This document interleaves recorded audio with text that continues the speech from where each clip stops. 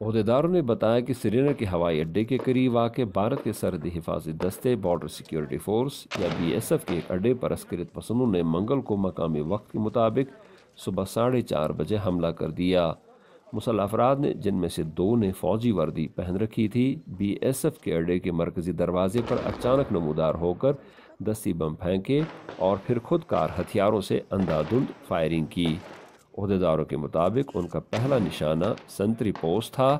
BSF اہلکاروں نے فوری کارروائی کر کے ایک حملہ آور کو وہیں ڈھیر کر دیا، تاہم اس کے 2 ساتھی اڈے کے اندر گھسنے میں کامیاب ہو گئے۔ We lost one of our ASIs got martyred. There we were able to neutralize the second one.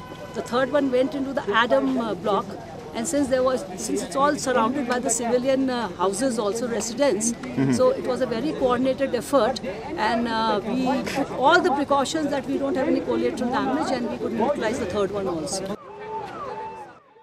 عہدیداروں نے یہ بھی بتایا کہ بھارتی مسلح افواج نے فوری طور پر محصور عسکریت پسندوں کے خلاف آپریشن شروع کر دیا۔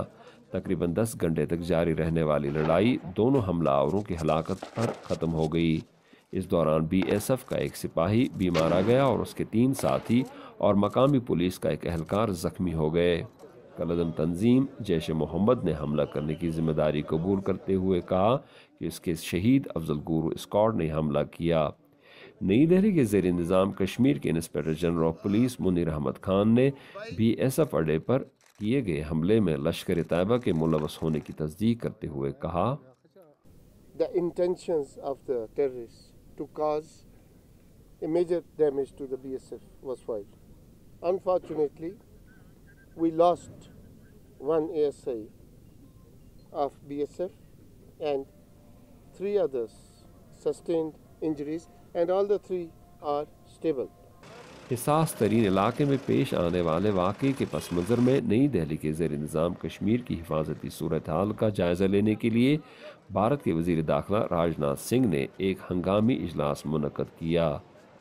حملے کے بعد سری نگر ایئرپورٹ کو عارضی طور پر بند کر دیا گیا تھا، جس سے مسافروں کو مشکلات کا سامنا کرنا پڑا، تاہم بعد دوپہر فلائٹ آپریشن بحال ہو گیا۔ زبیر ڈار کے ساتھ یوسف جمیل، اردو VOA، سری نگر۔